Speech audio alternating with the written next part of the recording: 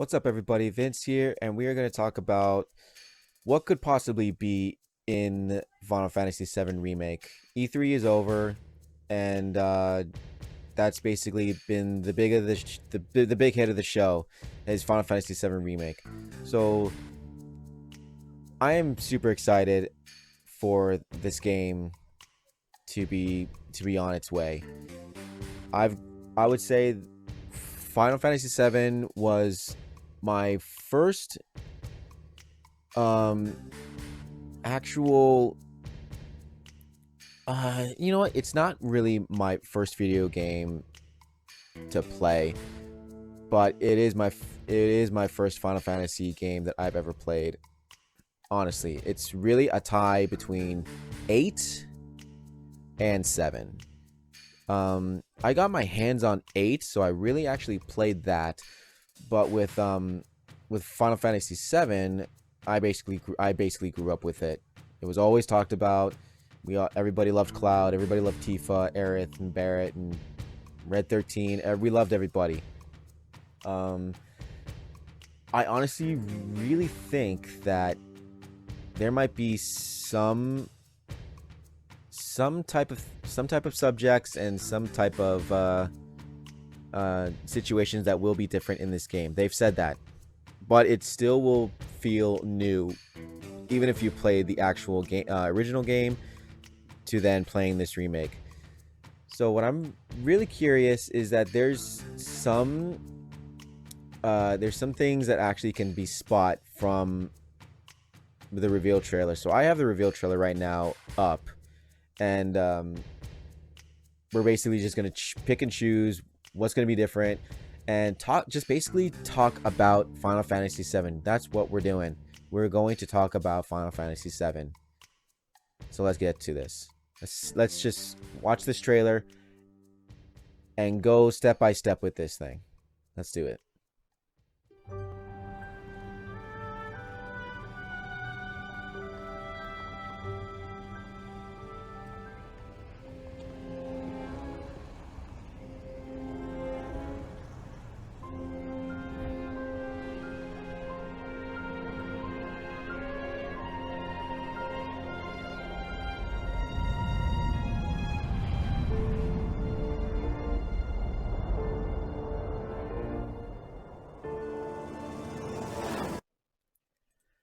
I mean, already this game is going to be very vast. It's going to be massive, and the situations that we've been through in the original game slightly different, and they've shown us a little bit of that in this trailer.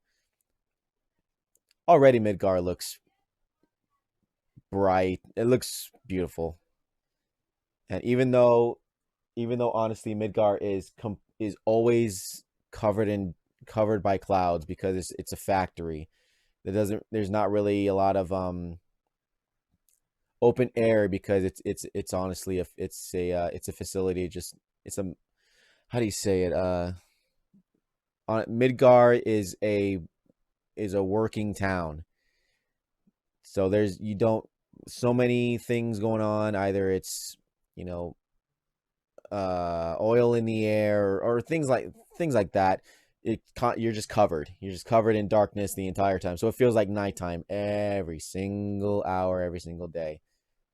Other than that, it looks perfect.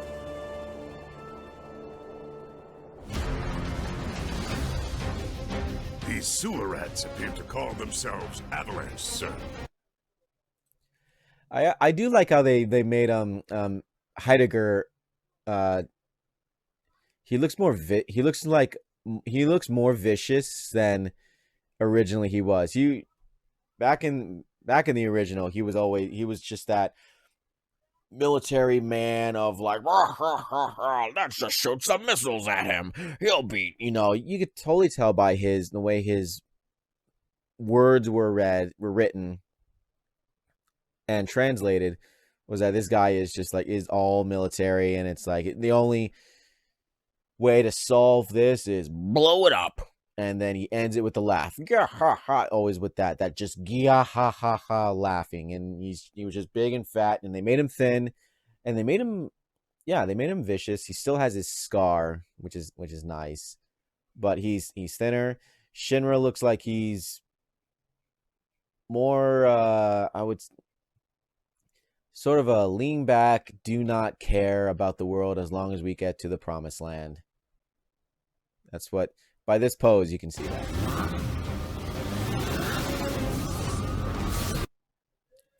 So this situation looks like it's going to be a a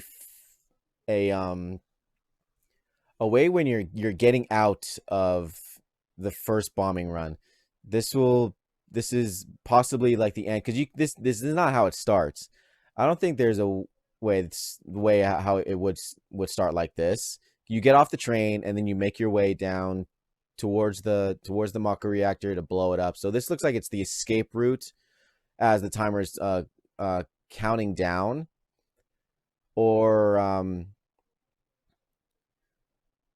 this is an entirely different situation at that.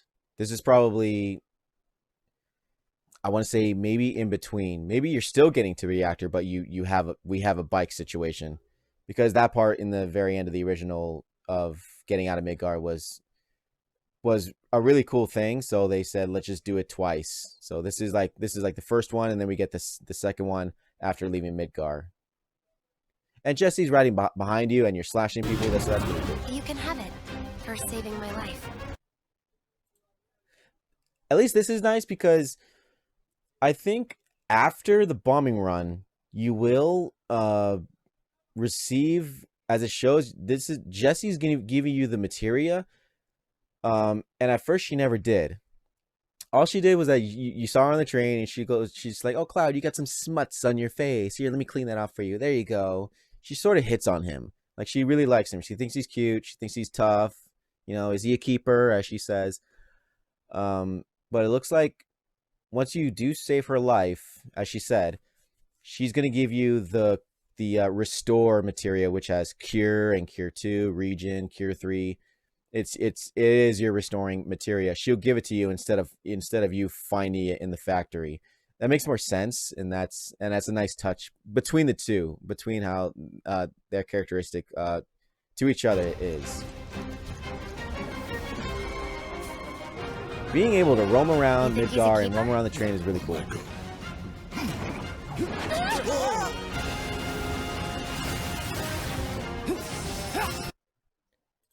I come to actually realize that somebody said that this of how they showed the fight in the trailer or at the reveal, this fight honestly felt like it lasted almost more than 15 minutes. And this is the first boss, this scorpion robot. This is the first boss in the entire game,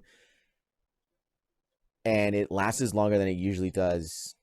Back in the original, all you had to use was like bolt like 4 times, maybe some limit breaks of Braver and Big Shot from Cloud and Barrett, and that'd be it. That'd be the fight. It'll last you like a minute. But now this is like 15 minutes, but you're doing more, and of course it makes sense because it's an action game. It's pretty it's interesting that this fight is much tougher, and at the same time, you can't see it, but if you do watch the trailer, you see on the side, on the below, on the bottom where their names are, their HPs are over 1,000 already. And this is still the first mission of the entire game, so that goes to tell you that the bombing run is going to be longer, it's going to be tougher, and you level up a whole lot more. So originally you started off, and you didn't, at the end of the bombing run, you probably didn't hit 400 HP in the beginning. You probably leveled up once or twice fighting enemies, and then you fight this scorpion boss. Yeah, maybe your total would be 350 by the time the bombing run is done, and now you're over 1,000. So maybe your health will start off at like 500 or 600, and then you level up by that. And since I said before, the bombing run is going to be bigger, and it's longer, you're leveling up a whole lot faster. You don't hit 1,000 until, I would say, maybe if you're lucky, you won't hit 1,000 until after you're done with Shinra. After you're done with Midgar, you probably then hit 1,000. Or even after that, or even before that, you don't even hit 1,000 after being done with Midgar. It's real interesting how big it's gonna, how much longer and how much bigger Midgar is gonna be by looking at that, looking at your health, how much you're doing, and at the same time how much XP you actually do earn than before. Maybe that's why, but we don't know yet. Y'all gotta look at the bigger picture here. Nothing worth fighting for was ever won without sacrifice. Help me!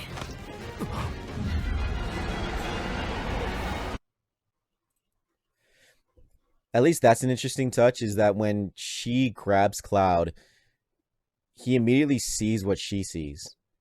And we don't know what these are that are surrounding her. I would think that these are actually the voices that she's always been hearing that are following her. These could be either the Cetra, like the fallen Cetra, or these are the clones with the black hoods and or the black coats that you just find over in the vast world of Final Fantasy VII, and they're marked with numbers. And instead of them just roaming around, they're actually following her. It's either ways, but mostly I would say it's probably the Cetra that's following her and talking to her. She's always hearing voices. And also, quick note, I would say I would like to congratulate Strange Rebel Gaming. I forget what your real name is, but you guys look up that channel. It's Strange Rebel Gaming, and I forget what her name is, but she is the voice of Aerith. She got the job to voice Aerith, and I think that's really, really, really cool. So congratulations on that. You get to voice act a really big iconic character in Final Fantasy history, by far. Congratulations. That is super sick.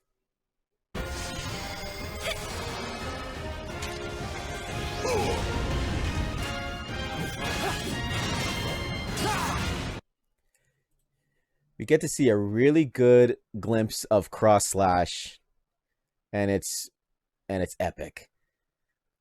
And from actually revealing the gameplay of what they told us is honestly the first limit break, which was Braver for Cloud, is now just a skill that you have.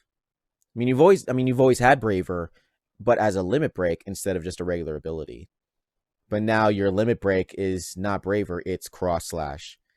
And that makes more sense, and that's way cooler because of how Cross Slash is presented as we see.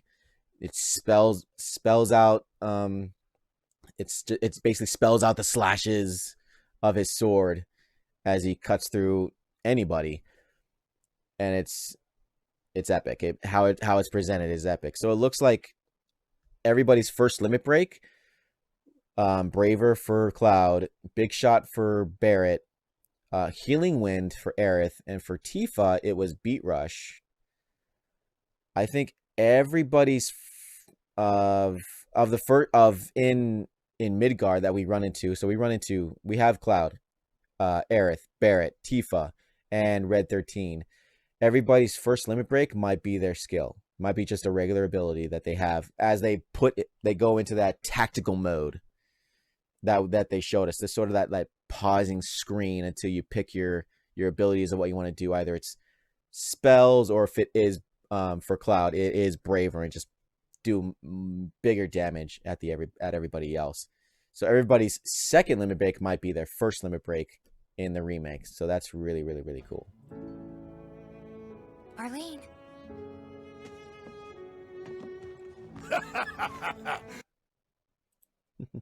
This was actually really, I mean, everybody was happy to see Tifa, and she looks great. This is by far her best design. I still think, I mean, her original design, which was just a drawing, And if I turn around, you can't see it, but that poster has the actual original drawing of her in her her skirt and her top and her outfit. And this one sort of looks like what they did. Instead of having the just the white top, they did the Advent Children thing and reversed it. So instead of her white top being under her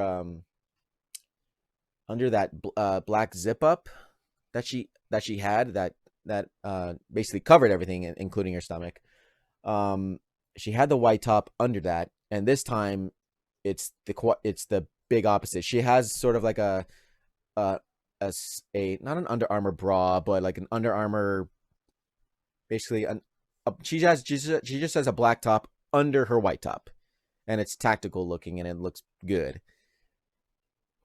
So they did the reverse of what her outfit sort of looked like in Advent Children. And they changed her skirt as well. It looks like a nice leather fluff. Not like schoolgirl fluffy, but she has like a normal skirt other than her original tight skirt, and she has leggings on. I think the long leggings are a nice touch. It's really cool. And she's still buff. I say she's still buff, even with her. You see abs on her stomach, and it looks good. So this entire outfit, including everything, makes her look strong. Even if she didn't have muscles, she looks strong right there. And Marlene looks the same as ever. Have you been a good girl?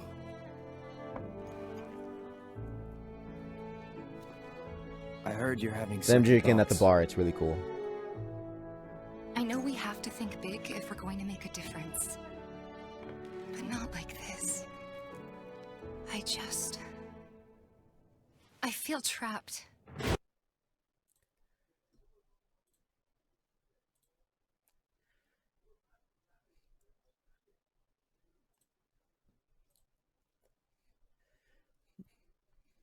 So this is interesting. She says after you come back from the first mission, which is the beginning of the game, instead originally Tifa was all about it, saving the planet by anything necessary. And yet now that it's really there's a bigger reveal at what they're doing with the bombing run, and even it shows Biggs and Wedge and Jesse, they look at the destruction that just happened as they just put a bomb on the Mako reactor, but it makes a bigger explosion than they anticipated. They're all looking at it like, holy hell, like, this was us? Did we just do that? I thought it'd be, a smaller. But no, they realized that, like, what they're doing is like they could have killed a lot of people, and they technically do. And for Tifa, she feels like, she even feels herself, is this the right direction to do this? Barrett's all for it because he's lost a lot. It would make sense that Tifa is all for it because she's lost a lot in the past. Everybody's lost a lot in the past. Every single character.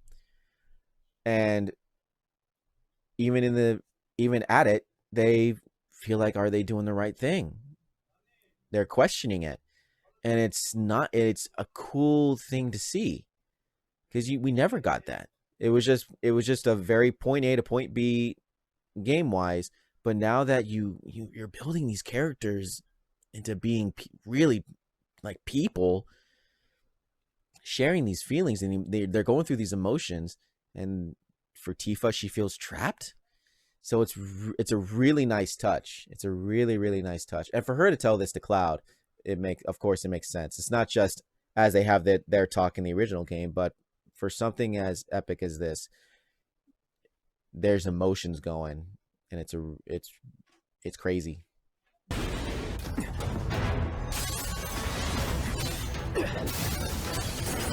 And this is cool because we're actually going to be seeing fights on the train instead of running on the train.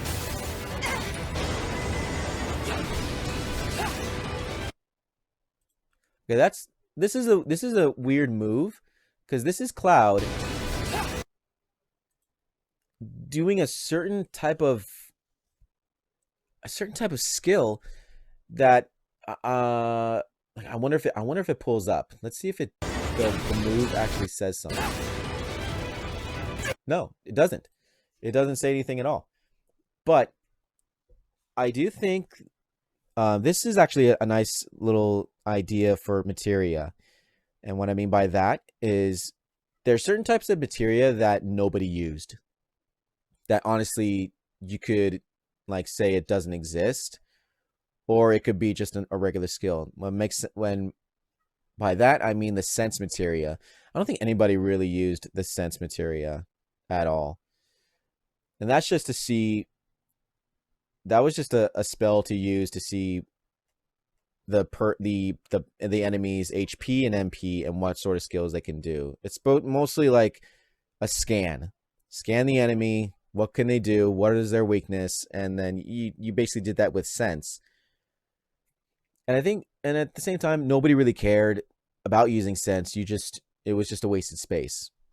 So sense can honestly just be a skill or an ability just to look at a certain enemy or a certain type of enemy and a boss instead of it being a wasted slot materia. And the same thing with I would say there is a lot. Honestly, there is a lot of materia of all kinds that you have to go back to see what would still be materia and what would not. Sense is one of them. And if I could think by what Cloud just did, what this move, this looks like the 2x cut move. And 2x cut you used against one enemy, and it was a yellow materia that it was 2x cut, and then it would be upgraded, it would level up to 4x cut. But you use this ability on one enemy. So if this is sort of the same, if this is the same ability or that's similar to it, if it's not called 2x cut, but if it's a similar move to it, then there's a materia that's gone, and it's just a skill. So it's a 2x cut, 4x cut, but instead of going to one person, he goes to whoever's in the battle area, and it just slice, slice, slice. Just a huge triangle towards enemies. I would say that makes sense if that's it. And 2x cut materia you don't get until after Midgar. So I wonder how much of out of Midgar is put into the beginning of Midgar that doesn't have to be materia, it can be just a skill. So we're not so sure. I mean, it's a decent idea.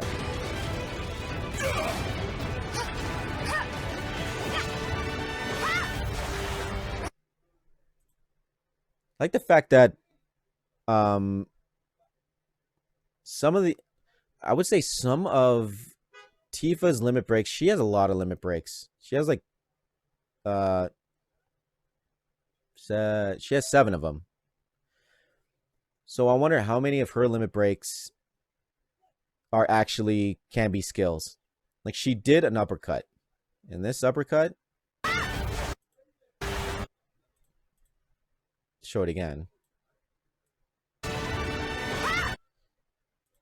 That uppercut is a dolphin blow. That's her dolphin blow. And it's nice because her arm actually glows. Her hand actually glows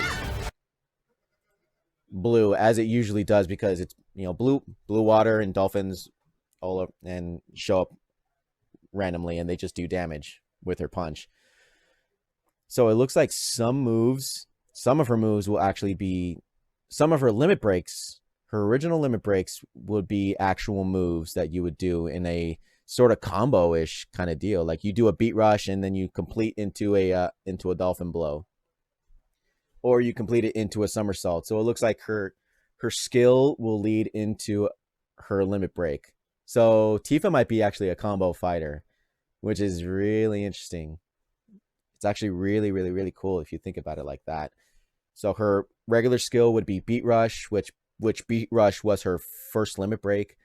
But as you progress through the game, you can combo her Beat Rush into certain moves, and if you do it right, you honestly can probably like juggle the enemy or juggle the boss as you're doing this.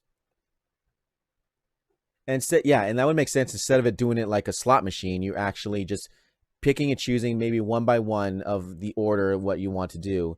And of course, her final limit break, which is Final Heaven, is just a straight shot towards the enemy, doing amounts of damage. That would be really cool to see Tifa actually a combo fighter with her skills when you use her. Ooh. Now that I think about it, that's actually really that's kind of decent. That's decent. Cool. Get going. And these guys, these turtles are back. I remember facing against them either in Midgar or outside of Midgar. So it's nice to recognize some little enemies that have now are far more bigger than you, but they're not as tough as they usually are. But it's nice to see that some enemies we're gonna run into. We're gonna run into these guys, and it's gonna be awesome. And they still carry the spears, and they still have their tongues hanging out like, oh. So that's cool.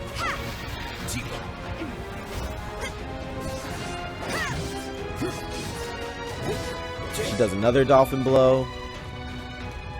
This is nice. You're roaming around. You're roaming around the Shinra building and the multiple floors, and they all have different sort of looks. There's people around here, and I wonder if we're gonna be able to venture off into more levels than 10, because you went from the first level into the elevator, and you actually went only to 10 levels. You went from 1. And you did some fights in the elevator, and then you went all the way to 59, and then there's I think the total of floors, there's 70 floors, but you went from 59, and you all the way to 69, and the 7th floor was President Shinra's office, and then he had the heliport roof, or he had a heliport right outside, I believe. So yeah, we might. I would think that we could probably venture off into more floors than 10. Even though 10 is a lot, it's still a lot of floors. And when you think about it, back in the original game, but to venture off even more into the Shinra building, there's more rooms than ever. That'd be really interesting to do. You know, meeting the mayor of Midgar in a totally different floor than what he originally is.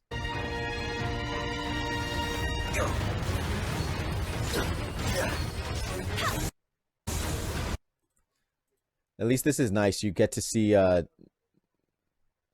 the freaking sewer monster, the sewer boss that you run into when you first go into the sewer, after doing a mission, is that he's not changed at all. He's still the same.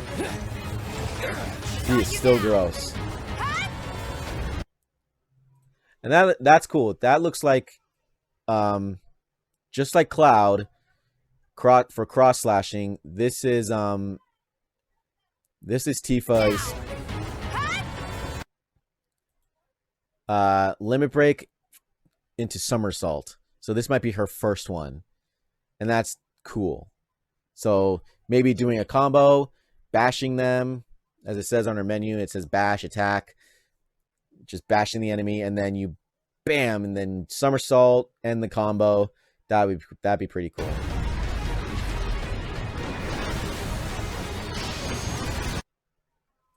And if we see carefully, actually, when they're fighting this boss, we see Cloud he has the other sword. I think this is the hard edge sword that you get at the very end of Midgar.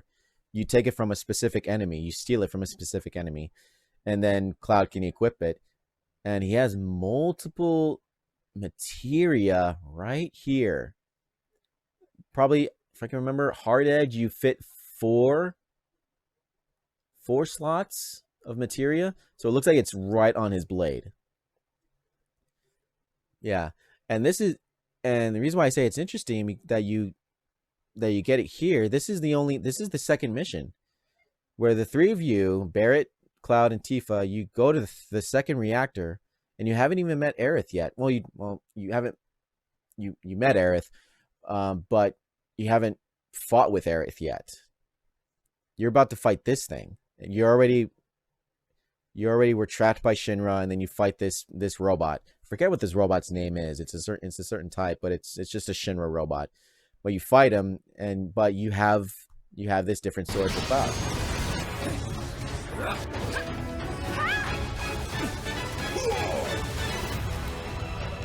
You're not real. You're Cloud.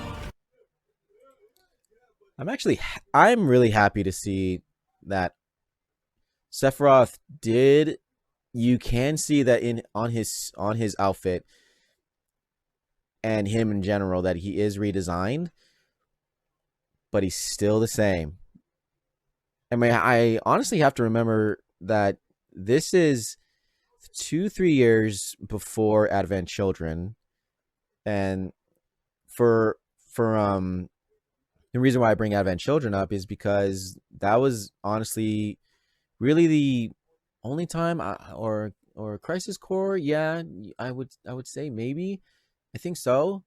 It's been a long time since I played that game, but for Sephiroth and him being just in this CGI, just Unreal Engine. I mean, the look on his face, he's a beautiful man. He's a beautiful, evil man.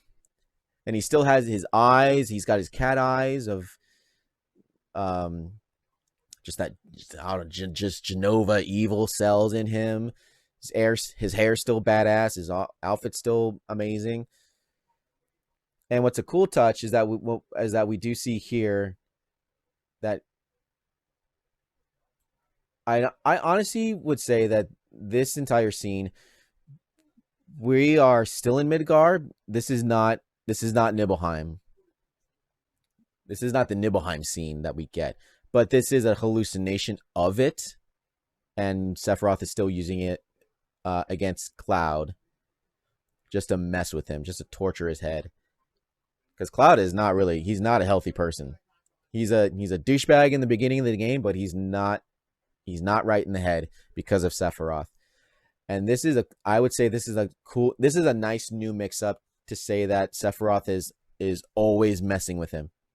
Immediately we know who Sephiroth is. We already know what happens. We all know who happens to Aerith. There's nothing to spoil for Final Fantasy VII Remake because everybody knows about it. Even if you didn't play the game, you watched the game, or you only watched Advent Children, or you have the internet, you looked it up, you know what happens. So they're not afraid of showing Sephiroth because everybody knows who Sephiroth is. They know his goal, they know what he's doing to Cloud, and you know the situation with Aerith and what happens to her. So there's nothing spoilery about this. And it's not you can't be afraid of spoiling this because we all know what happens. So this is a nice touch to see Sephiroth actually messing with Cloud in the very beginning of the game. You always heard because Cloud always heard voices in his head when somebody's like, oh, be careful that this reactor is not really a reactor, and things like that, because you couldn't tell who was who was talking to Cloud. Was it Sephiroth, or was it Zack? You never could tell in the dialogue. You could even even if it was never Zack talking to him, if it was always Sephiroth just talking to Cloud and just being like this, but him sounding nice, maybe tricking Cloud and maybe thinking that he's hearing Zack, but no, Sephiroth has been talking to him the entire time. So that's a cool little touch that they're doing to this. You're Cloud. I have a favor to ask of you. Run away. You have to leave. You have to live. You bastard! Yeah! Hold on to that hatred. Just hold on to that hatred. Honestly, this game's going to be just beautiful. This is going to be an amazing game to play and to see come back. But we are... Oh man, when you think about it, it's like, what can you honestly talk about that you believe is going to be different? That's tough. It's honestly tough. I mean, all I'm doing is just guessing. I'm guessing because I'm referencing what does happen in the original game. But this is just going to be a fun game. March 3rd. 7 to 8 months away, and that's going to go by fast. That's going to go by super fast. If you honestly go back to Final Fantasy VII, there's even a lot of stuff that's frightening. You really have to pick piece by piece, because we're only getting the bombing run, and we're also just getting glimpses of Sephiroth. Sephiroth so far is the only frightening thing in this entire trailer. But I too know, we all know what's really going to scare us. And it's not the bosses. It's not the weapons. It's going to be the Genova cells. It's going to be Genova and Genova cells. And what I mean by that is there's some I can honestly show some pictures. I can show some pictures actually. Let me pull this up. Here's an actual example of the Genova cells. This was the first thing that you ran into when you rescued Aerith and Red 13 back in the original. This was the first thing that you ran into. You didn't even know what the hell it was. But I would say that this thing is just, by the looks of this, I mean, here's a mouth, here's a freaking face with some weird tentacles, here's a long arm, here's a bulky arm, here's, this thing is going to be disgusting looking. For it being the first one to look at, to fight you in the Shinra building, and amongst seeing all the other ones, it's going to be frightening. It's going to be frightening as hell. And another one, I would say, yeah, here it is. This is the second one you run into, and it's honestly like an arm from Genova, and I think Sephiroth just drops it, and it just falls right in front of you, and then it, like, this bursts out. So probably seeing it grow into this thing, and this thing stands like probably like one story building high. That's how far it stands. Just no, not one story. Like a 2-story. This thing stands 2 stories tall. And it's just, tentacles, and it's like it got something like what you're seeing here. I could see it like being sort of similar color, but it's just gonna be scaly or just disgusting, slimy. It's gonna look frightening. And then you have this one. I think this Genova is gonna be the scariest. This might be the most frightening one, even after you've fought Genova at the very end of the game, before you fight Sephiroth. but this is supposed to be Hojo. This is the Hojo guy that that just goes insane, and he sticks himself with Genova cells, and then you fight him. You fight him once, but there's 3 or 4 phases, and I think this is like the 2nd or 3rd phase. And there's eyes, there's a mouth, here's a hand that grows in something, here's another hand, and this guy is honestly like, if you really want to, if Square Enix really wants to, they can make this. They can make William Birkin look like a puppy. Because William Birkin, even in Resident Evil 2 Remake, all the different forms, he was frightening. He was sort of scary. Even if with him carrying the pipe in Resident Evil 2, it was still scary. Seeing the eyeball growing on his arm and things like that.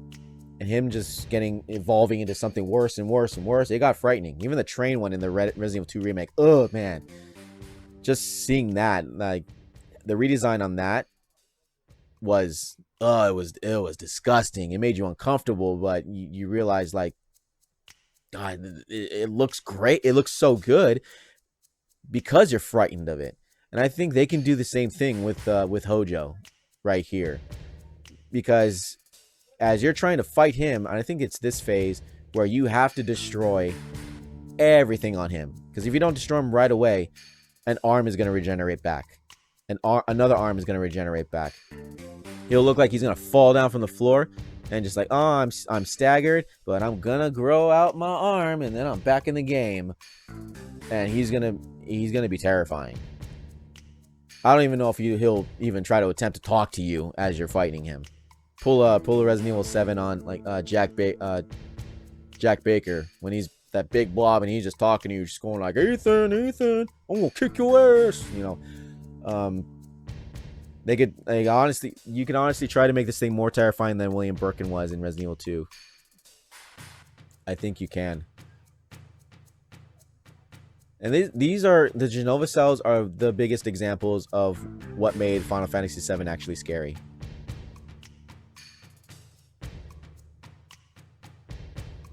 Yeah.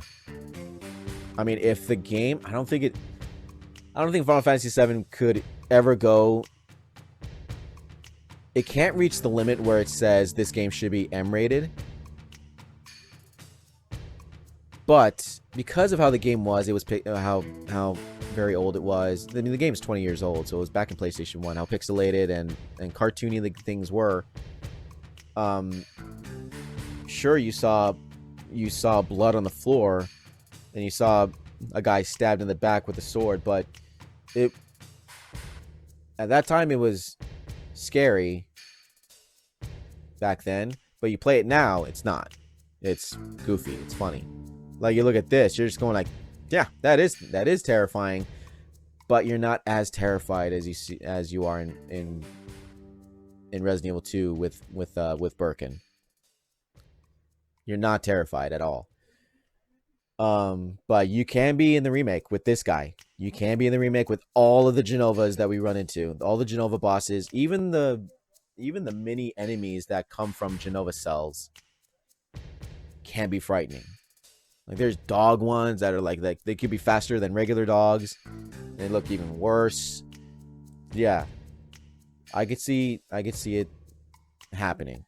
It could probably like touch the limit of somebody saying like, oh, that maybe this game should be M-rated because of how frightening, not frightening, but how gross it could be. But it shouldn't be M-rated because everybody that played the game back then are much older, and there's no reason to. I'm not saying that they should go crazy, but you can go crazy with the fright, with the scare, but you don't have to go crazy with like him looking all gory and disgusting and like, oh, he's bleeding out of an orifice, but he's got the Genova cells, that's why it can't communicate with him.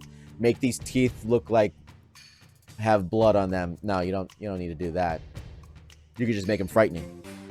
And like here we have the regular Genova, what I was talking about. This is not until the very end of the game.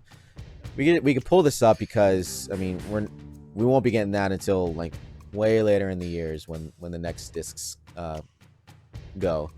But yeah, this is just Genova that you fight at the very end, and she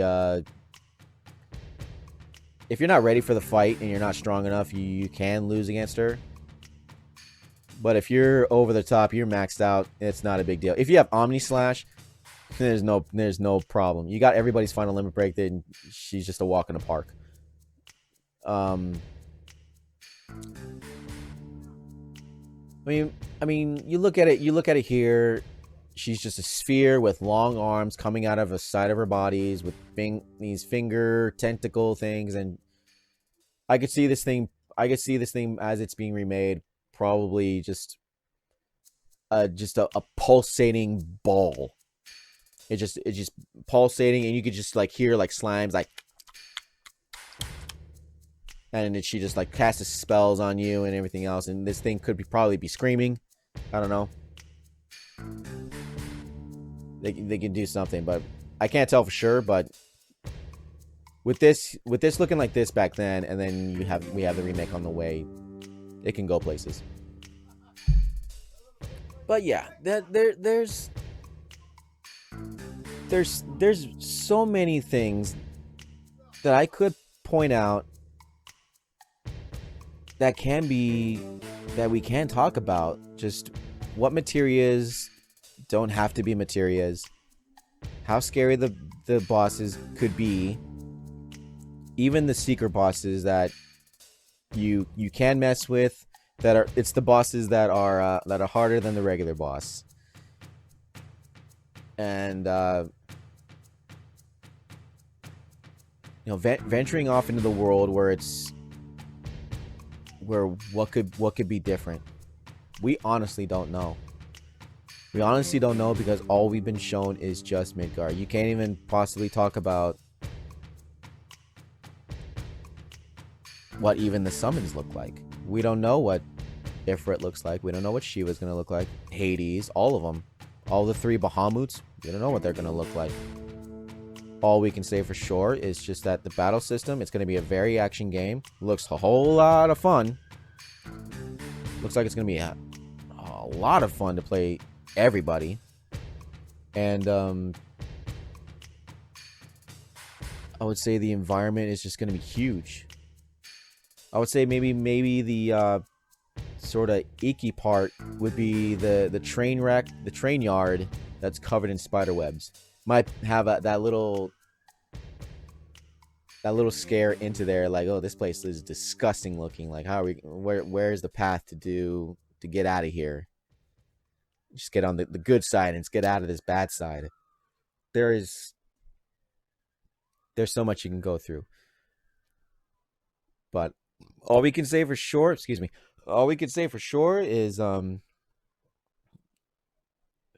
is that Midgar is going to be a whole lot of fun.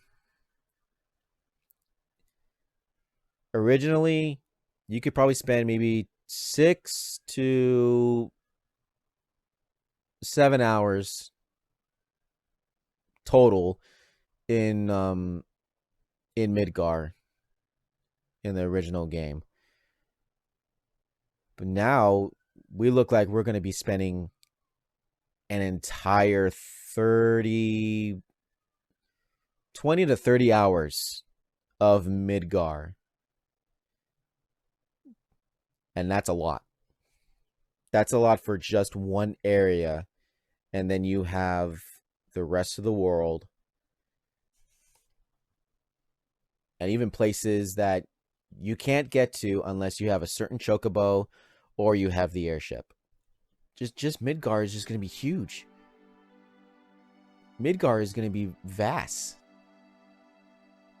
And they've shown us only the bombing run.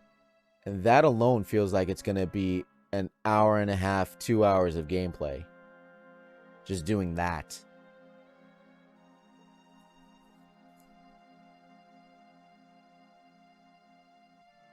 Yeah, what else could you possibly talk about? What else could there be? You can pick and point anything. I mean, you can't even say you can talk about everybody else's weapons and some of the materia, but not all of the materia, not all the weapons, because that could change.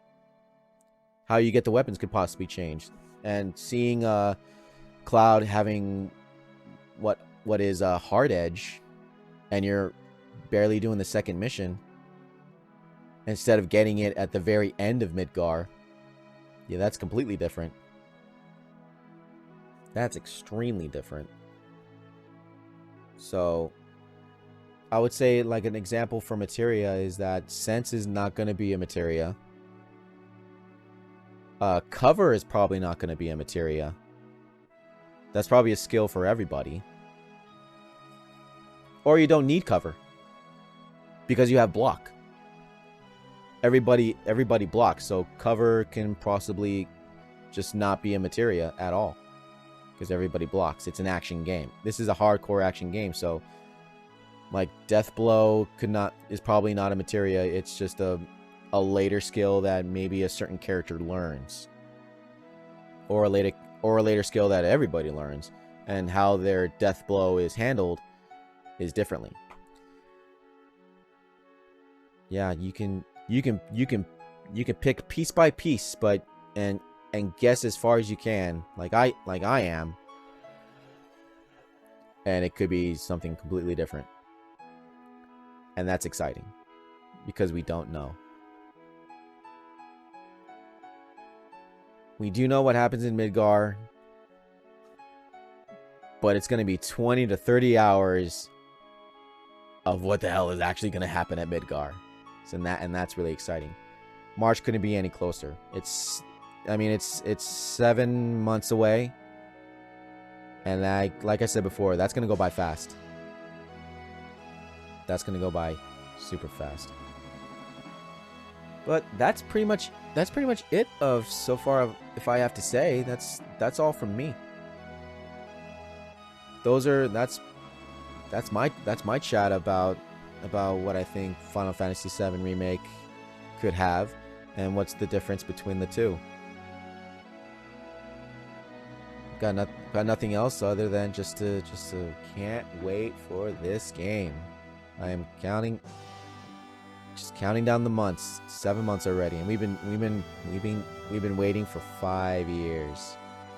What I am gonna say for sure is that since it's still a long way to go, I think this might be a cool opportunity to actually come to the decision of either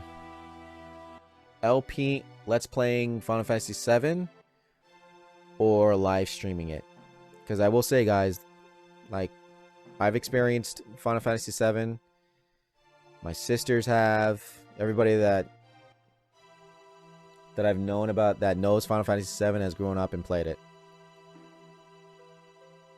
But JT hasn't. So we might come to this. We might decide either to live stream it or to just create Let's Play episodes out of it. I would love to live stream it. Actually, make it a road to the remake, so to speak. But you know what? I mean, we'll decide it. We'll probably live stream it. I think that would be the decent way to do it. And yeah, just I think we'll probably do that. It sounds like the better way. But you guys can let me know which one you guys want. Do you guys want an episode? Do you guys want episodes on the channel? Or would you guys like to have the episodes be the live stream? I think this would be actually a cool opportunity to launch, to sort of do Twitch for Final Fantasy VII. It's honestly the talk of the time. So it seems like the right path to do. But anyway, that's pretty much it for me. So if there's anything else that I missed out of talking about Final Fantasy VII, what's going to be in the remake, you all that see this or find it, you just let me know. If we want to keep talking about this, we can. You just let me know in the comments below if there's any certain type of subject in Final Fantasy VII that you guys like to chat about. Do let me know in the comments below, and we'll see what we can put together. Other than that, March 3rd, 2020. Marking it down. Thank you guys for watching. My name is Vince, and I'll see you guys next time.